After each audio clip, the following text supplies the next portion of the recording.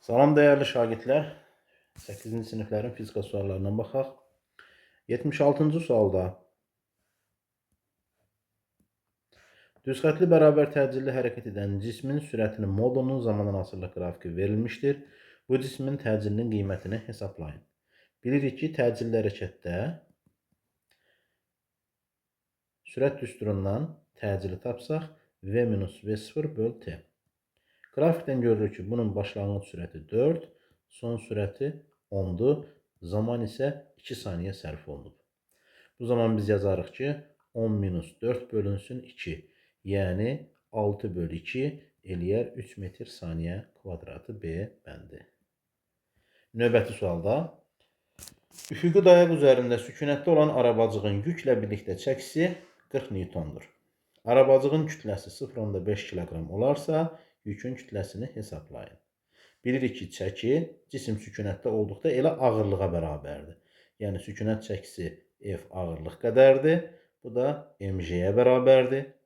Bu m arabacığın və yükün kütlələri cəmi kimi yazsaq, vur j. Çəki 40 Newton. Arabacığın kütləsi 0,5 kiloqram. Yükün kütləsini bilmirik. Vur j. Biz də bu j ilə bu sıfırı ixtisar eləsək, baxırıq ki, 4 bərabərdir. 0,5 də gələk m yük. Buradan deyə bilərik ki, m yük bərabər 4 çıxsın 0,5, yəni 3,5 kiloqram. Yəni C bəndi. 78-ci sualda K nöqtəsindən hərəkətə başlayaraq tarazlıq nöqtəsi ətrafında rəqs edən yaya bağlanmış cismin periodunun yarısına bərabər zaman müddətində yer dəyişməsini tapın.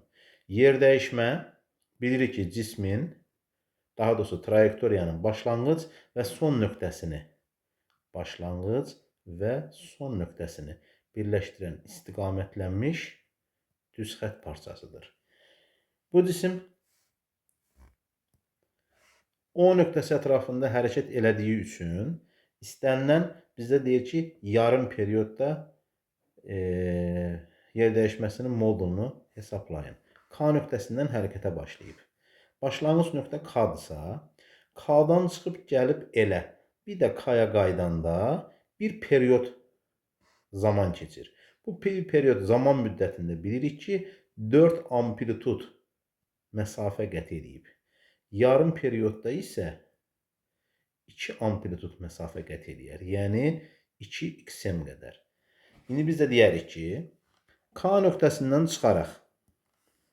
Çünki deyir ki, K nöqtəsindən hərəkətə başlayan. K-dan hərəkətə başlayan cisim gəldi elə. Burada 2 amplitud məsafə qət elədi. Bu da onun yer dəyişməsidir. Demək ki, yer dəyişmə 2 amplituda bərabər oldu. K-dan O-ya qədər məsafə və ya O-dan L-ə qədər olan məsafə amplituddur. Daha doğrusu, başlanğıc K nöqtəsi, sonu L nöqtəsidirsə, bu məsafə bizə amplitudu verir. Yəni 2 amplitudu. Yer dəyişməmiz də olacaq 50 minus 20. Yəni 30 santimetr. Məsələdə cavabı santimetrdən soruşursa, olar B bəndi. 79-cu sualda kütləsi 5 kiloqram olan cisim F bərabər 20 Newton qüvvənin təsiri ilə üfüqi istiqamətdə düz xətli, bərabər sürətlə hərəkət edir.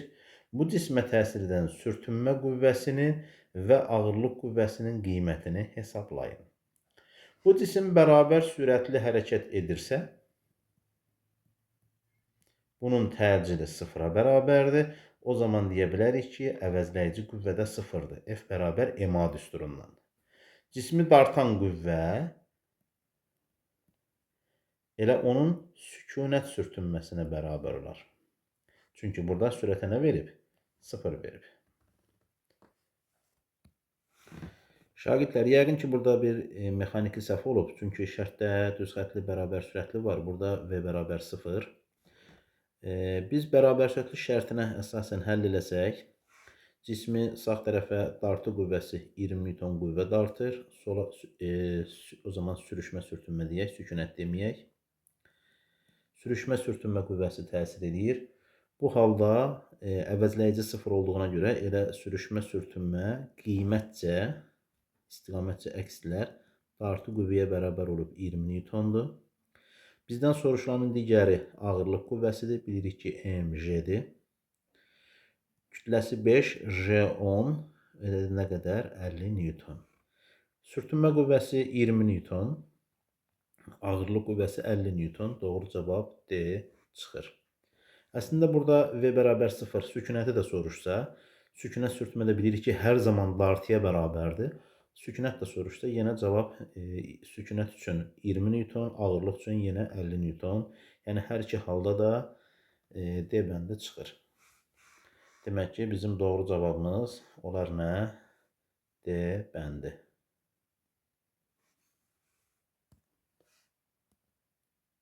Dəyərli şagirdlər, 80-ci sualda 4 kiloqram kütləli cisim çəksiz. Lingin hansı nöqtəsindən asmaq lazımdır ki, ling tarazlıqda qalsın? Bilirik ki, lingin tarazlıqda qala bilməsi üçün sol tərəfdəki moment sağ tərəfdəki momentə bərabərdir. Yəni, cismi saat əqrəbinin əksinə fırladan qüvvənin momenti saat əqrəbi istiqamətində fırladan qüvvənin momentinə bərabər olmalıdır. Çəksiz dediyi üçün çubuğun ağırlıq qüvvəsini nəzərə almırıq. Bu tərəfdən 6 kiloqram yük, yəni 60 Newton qüvvə təsir edir. Baxırıq ki, dayaqdan buna qədər olan məsafə 2 bölgüdür. Burada 4 kiloqram yük, yəni 40 Newton mg ağırlıq qüvvəsi var. Momentlər qaydasına görə F1D1 bərabər F2D2 şərtinə əsasən 60 vurulsun 3 bərabərdir. 3 yox, 2. 60 vurulsun 2 bərabərdir. 40 vurulsun D2 deyək. Sıfırlar getdi. Buradan deyə bilərik ki, D2 bərabərdir. 6 vur 2 böl 4. Yəni, 12-ni 4-ə böldük, 3 bölgü. Dayaqdan sağa doğru 1 bölgü, 2 bölgü, 3 bölgü. Demək, 4 kiloqram yükü 3 nöqtəsindən assaq, bu tarazlıqda qalar. Doğru cavab olar C bəndi. 81-ci sualda 5 saniyə ərzində 2 kJ iş görən mühərrikin gücünü hesablayın. Bilirik ki, güc vahid zamanda görülən işə bərabərdir. Cavabları kilovatla soruşduğu üçün kilojolu çevirmirik. 2 kilojol bölünsün 5 saniyə. 2-ni də 5-ə böldük, elədi 0,4 kilojol böl saniyə. Biz də buna watt deyə bilərik. Doğru cavab olar A bəndi. 82-də 15 metr hündürlükdən sərbəst düşən 1 kiloqram kütləli cismin yer səthindən 3 metr hündürlükdə kinetik enerjisini hesablayın. Havanın müqaviməti nəzərə. Enerjinin saxlanma qanununa əsasən kinetik bərabərdir. Tam çıxılsın potensial. Cisim 15 metr hündürlükdən sərbəst düşdükdə bunun başlanğıc sürəti yoxdur. Demək, orada kinetiki də yoxdur. Tamın yerinə yaza bilərik mgh. Potensialın yerinə yaza bilərik mg kiçik h. Mg'ləri çıxartsaq mötərizə xaricinə. Kütlə 1, J10, böyük h-a 15 metr, kiçik h-a isə 3 metr verib. Bu da elədi 10 vurulsun. 15-dən də 3-ünü çıxdıq 12. Yerdə qalar 120 joule. Doğru cavab olar C bəndi. 83-cü sualda B yükü tərəfindən A və C yüklərinə təsir edən qüvvələrin istiqamətini müəyyən edin. Bilirik ki, eyni işarəli yüklər bir-birini cəzb edir, itələyir, əks işarəli yüklər bir-birini cəzb edir. A və B yükləri eyni işarəli, demək bir-birini eyni qüvvə ilə itələməli. B və C yükləri isə eyni işarəlidir, əks işarəlidir, bir-birini cəzb etməlidir. Məsələ bizdən soruşur ki, A yükünü və C yükünə təsir edən qüvvənin istiqamətini. Baxırıq ki, A yükünə təsir edən qüvvə aşağıya doğru, C yükünə təsir edən qüvvə isə sola doğrudur. Demək ki, A-da aşağı, C-də sola doğru. Doğru cavab A bəndinə uyğun gəlir. A-da aşağı, C-də sola doğru, doğru cavab A. 84. İntensivliyi E olan elektrik sahəsi tərəfindən Q sınaq yükünə təsir edən qüvvə hansı fayda ilə təyin olunur? Bilirik ki, elektrik sahəsində yüklü zərrəciyə təsir edən Kulon qüvvəsi F bərabərdir QE düsturu ilə hesablanır. Doğru cavab olar E bəndi. 85-də mayələrin və kiçik ölçülü cisimlərin həcmi hansı cihazla ölçülür? Bilirik ki, həcm menzurka ilə təyin olunur, yəni ölçülür. Doğru cavab E bəndi. 86-cı sualda təzyiq qüvvəsinin sabit qiymətində səthin sahəsini 2 dəfə azaltdıqda sətə göstərilən təzyiq necə dəyişər? Bilirik ki, P bərabərdir F böl S düsturuna əsasən təzyiq qüvvəsinin sabit qiyməti F sabitdir. Məsələ deyir ki, sahəni 2 dəfə azaltsaq, yəni S-i 2 dəfə azaltsaq, P S-dən tərsi asılıdır. Demək ki, P 2 dəfə artar. Doğru cavab olar A bəndi. 87-də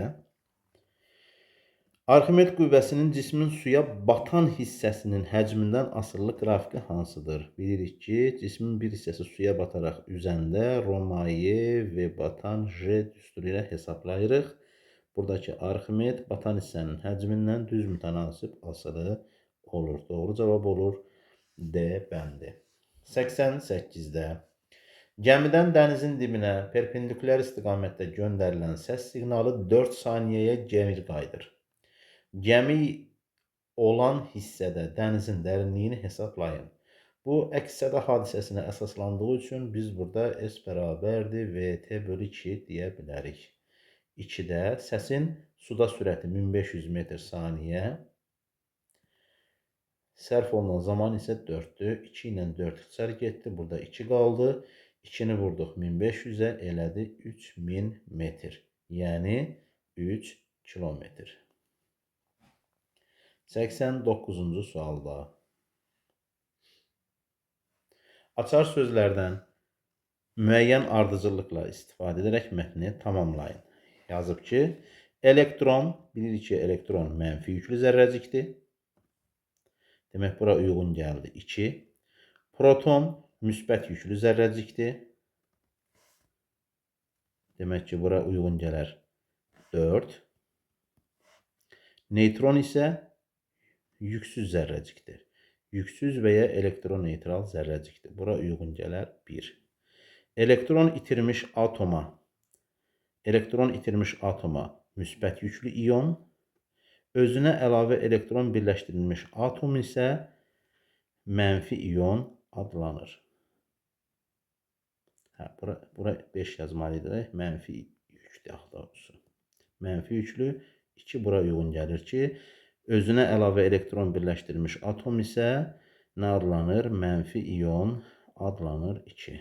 Ardıcıllığa baxsaq 5, 4, 1, 3, 2. 5, 4, 1, 3, 2 doğru cavab olur D bəndi. 90-cı sualda enli və uzundan mexaniki dalğalar üçün Euler-Venn diaqramında uyğun bəndləri müəyyən edin. Enli dalğa və uzunla dalğa. Bilirik ki, enli dalğada mühit zərrəciklərin rəqsi dalğanın yayılma istiqamətinə perpendikulyardır. Yayılma istiqamətinə perpendikulyar olan enli dalğadır. Demək, 5 ilə uyğun gəldi hara? Enli dalğaya. Sondan əvvələ doğru geçsək, mühit zərrəciklərin rəqsi dalğanın yayılma istiqamətinə paraleldir. Bu, uzunla dalğaya uyğundur. Bərk cisimlərdə yayıla bilir. Bu, hər ikisinə uyğundur. Vakuumda yayıla bilmir. Bəli, bütün mexaniki dalğalar vakuumda yayıla bilmir. Vakuumda yayılan dalğalar elektromaqnit dalğalardır. Demək ki, 2-də hər ikisinə uyğundur. Qazlarda yayıla bilir. Demək ki, uzunla dalğa qazlarda yayıla bilir. Biz də baxarıq ki, ardıcıllığa baxsaq 5, 1, 4, 2, 3 hara uyğun gəlir? E bəndinə uyğun gəlir.